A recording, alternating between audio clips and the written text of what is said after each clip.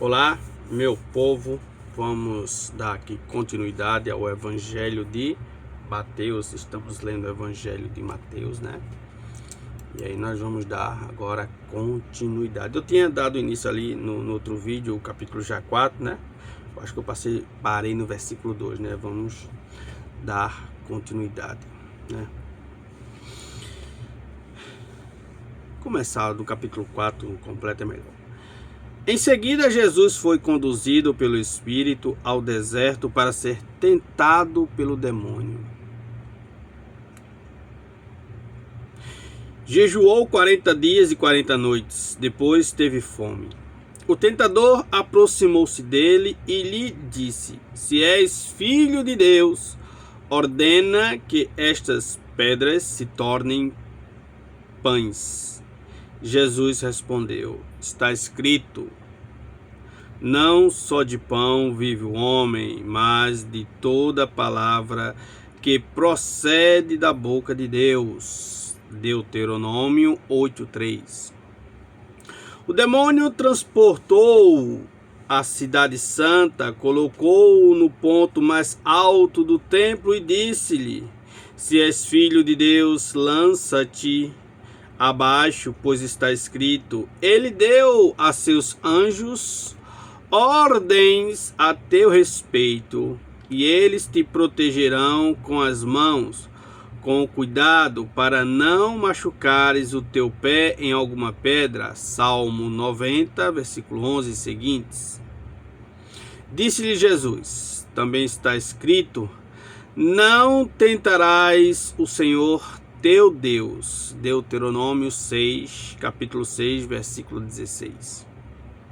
O demônio transportou uma vez mais a um monte muito alto e lhe mostrou todos os reinos do mundo e a sua glória. E disse-lhe: Eu te darei tudo isto, se prostrando-te diante de mim me adorares.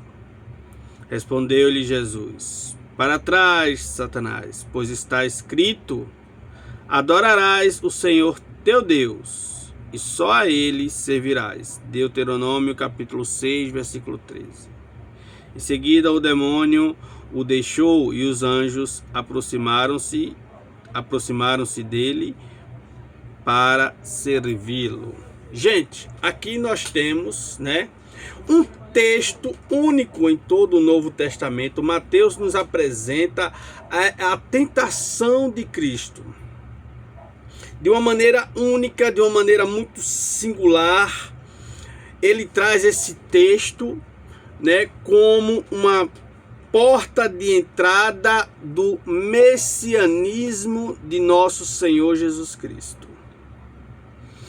Esta importância deste texto para nós se caracteriza em muitos milhões de aspectos, inúmeros comentários que nós podemos trazer, né?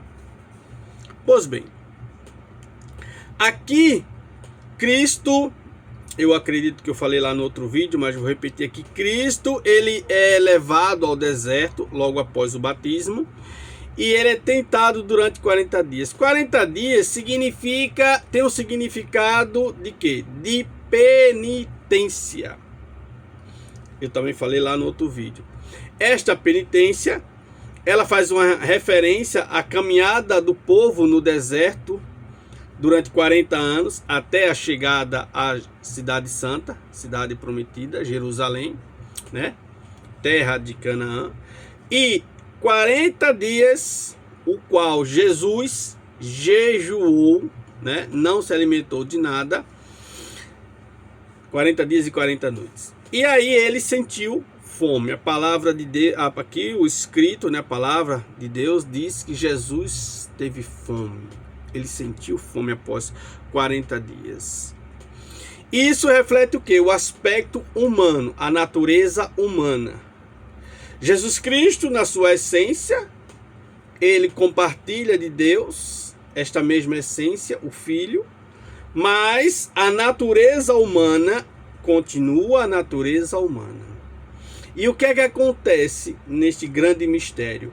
Cristo está moldando, Cristo está preparando esta natureza humana para ser santificada.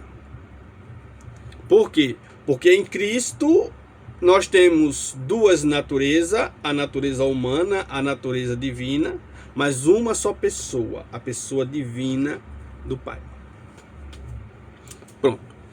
Diante deste ponto importantíssimo, então nós podemos meditar a seguinte proposta no primeiro momento.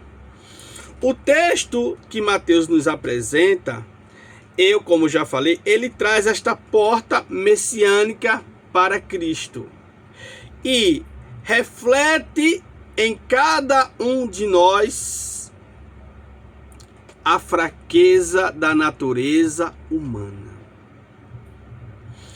Esta fraqueza aqui se desdobra muitas vezes na ganância. A ganância é uma doença que na nossa atualidade aí está permeando, né? O poder, o ter. Então, eu vou trazer aqui um ponto de vista e também vou trazer outro. Nós temos aqui na tentação de Cristo o ter.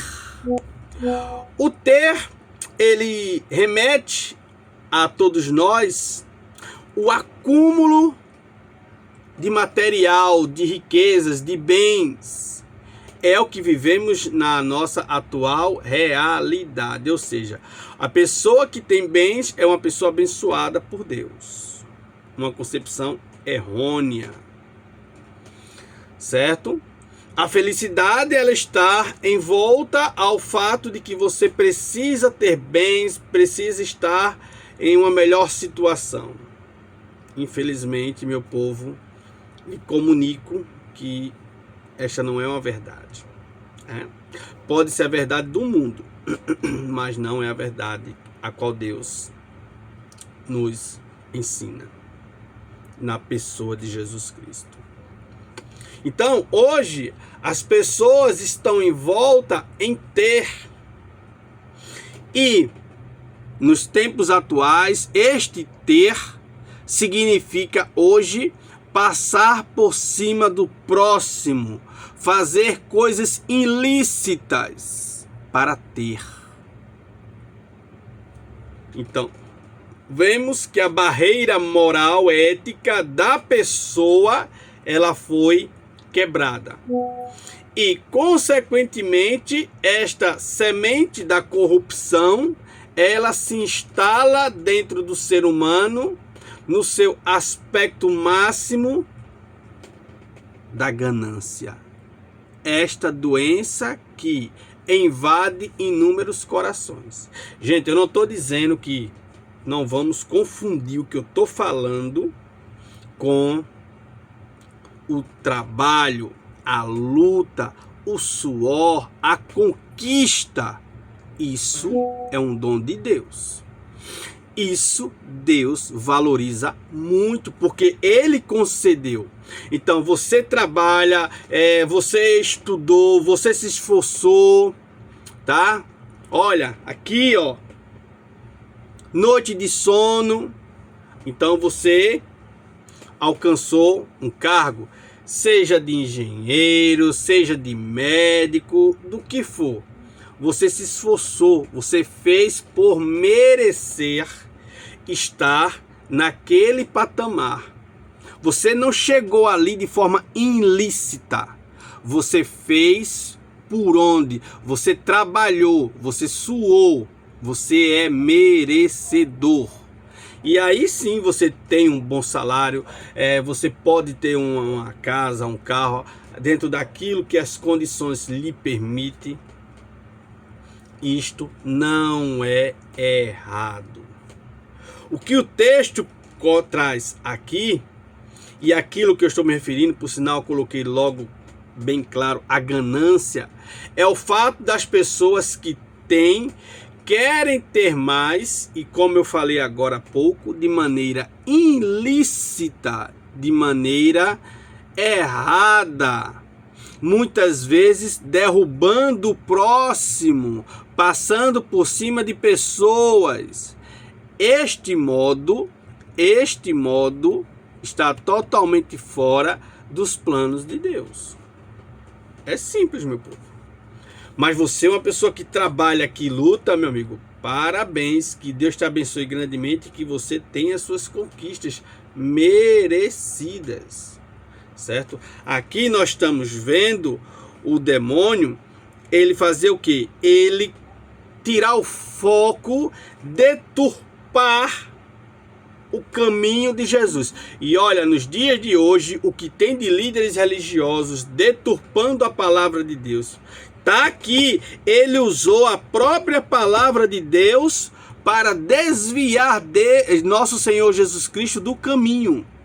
Ele usou a própria palavra para desviar Jesus Cristo do caminho. Mas Cristo também usa a palavra como defesa, como resposta. Então, nos dias de hoje, meu povo, tá uma verdadeira avalanche de pessoas que se usam da palavra de Deus para deturpar o seu significado. E não precisa ir muito longe não, viu? Basta você colocar um tema lindo e maravilhoso chamado dízimo. Pronto! Vão pegar tudo quanto é de texto, vai haver uma manipulação tão grande que você nem imagina. Né? A ganância, meu povo, a ganância é uma doença, um mal, certo?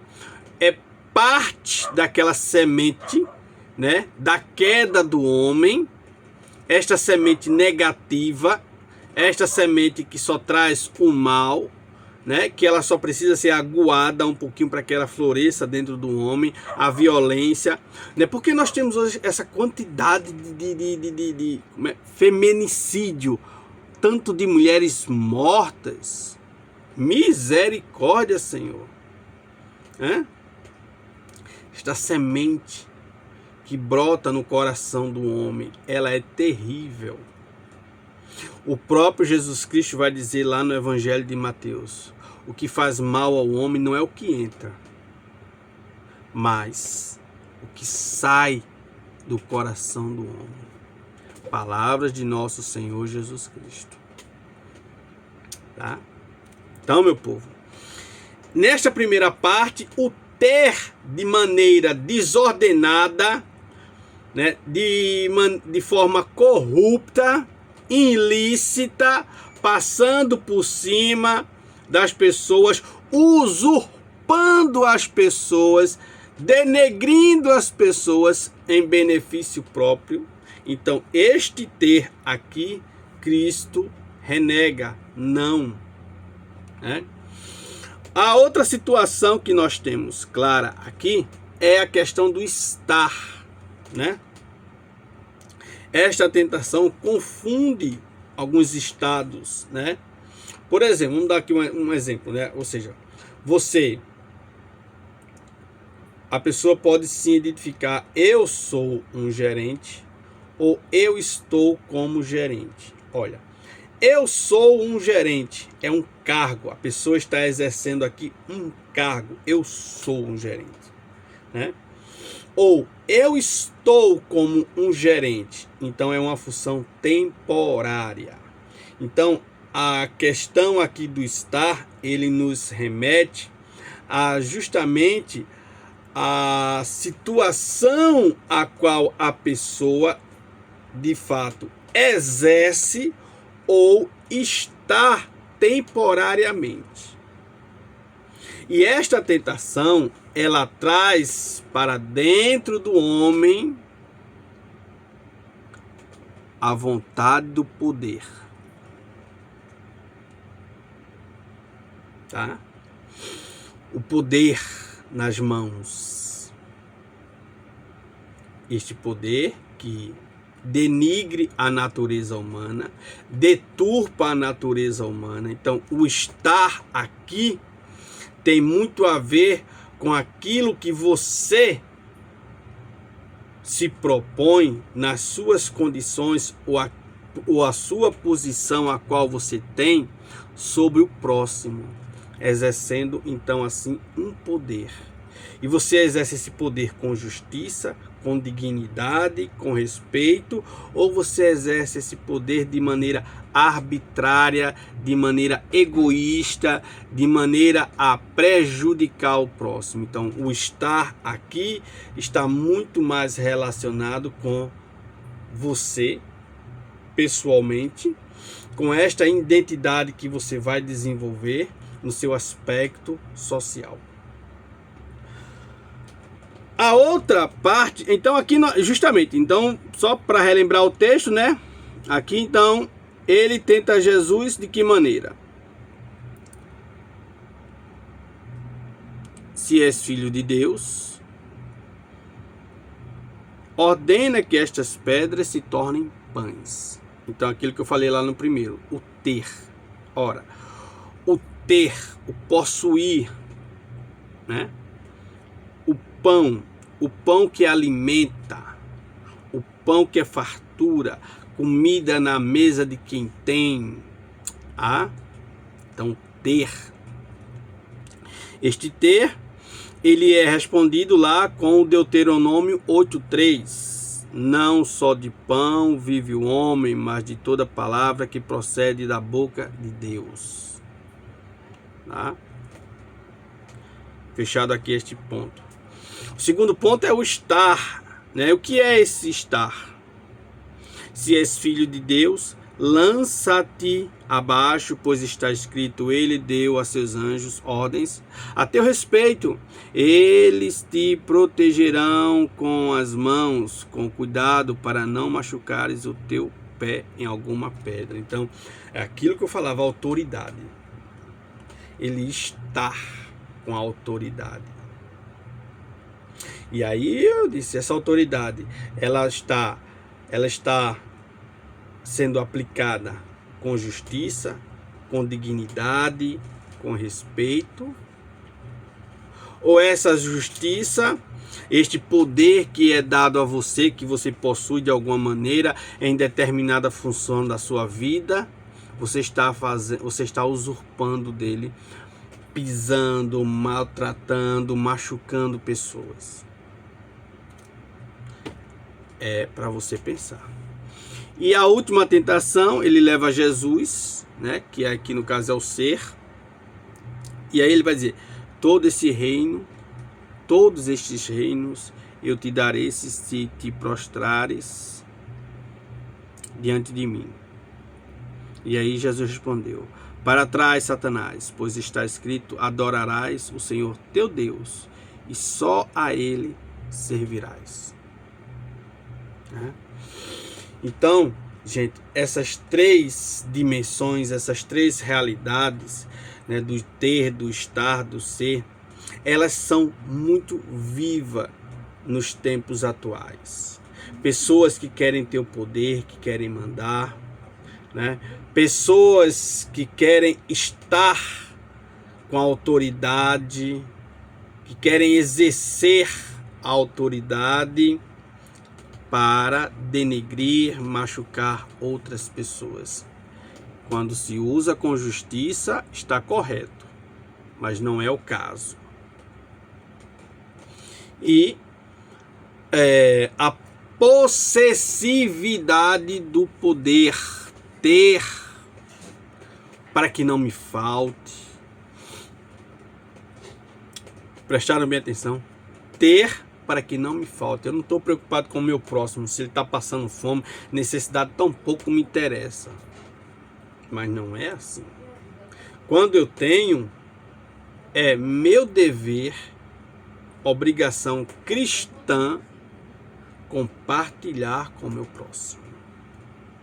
Tá? É algo fundamental. Tá? Esta partilha, você que tem, você que pode, com o teu irmão que não tem. E o fato de você muitas vezes despontar com o quê? Com o ser uma pessoa de status poderosa, atrair a atenção. Muita gente gosta disso, né? De estar ali, ser a atenção, os holofotes. São Paulo já diz em suas cartas, né? Cuidado para que você que está em pé não caia. Então, gente, esse é basicamente um aspecto importante dessa leitura, desta tentação. E esta tentação também traz para nós as fraquezas humanas. E essas fraquezas humanas estão aqui descritas, como eu coloquei agora para vocês. Por isso que hoje, iniciando a quaresma, é muito importante para todos nós fazermos esta reflexão, começarmos um processo de reflexão. E o que é, meu Deus, esse processo de reflexão? Como é que está a sua vida espiritual? Como é que está a sua vida de oração? Como é que está a sua vida relativo ao próximo? Tá? Você tem condições? Você está podendo ajudar o teu próximo? Você está fazendo alguma obra de caridade, ajudando a alguma situação, alguma organização? Tá? Então, para que você que tem condições, certo? Mas você que não tem condições, como é que está a tua vida familiar? Como é que está a tua vida pessoal, conjugal? Como é que ela está? Está bem? Como é que está o relacionamento com os filhos? Você está, de fato, dentro das suas condições, provendo o bem para a sua família? Certo, gente? Então, a fraqueza humana é algo muito importante e é algo que nós precisamos meditar muito, muito mesmo. Certo? Então, aqui, capítulo 4 do Evangelho de Mateus, do versículo 1 até o versículo 11, né? Esta meditação, esta reflexão que eu deixo aqui para você, certo? Para que você pense, analise, né? Pese os pró e os contras, né? Veja realmente o seu coração, o seu íntimo, para que você possa de fato desenvolver, né, aspectos importantíssimos para o desenvolvimento, tanto espiritual, também como social, para com teus semelhantes, para todos aqueles que te cercam. Beleza, meu povo? É isso aí. Se você está gostando, deixa aí seu joinha, compartilha, tá? Se inscreve aí no canal, dá este apoio, beleza, gente? E divulga a mensagem do Evangelho.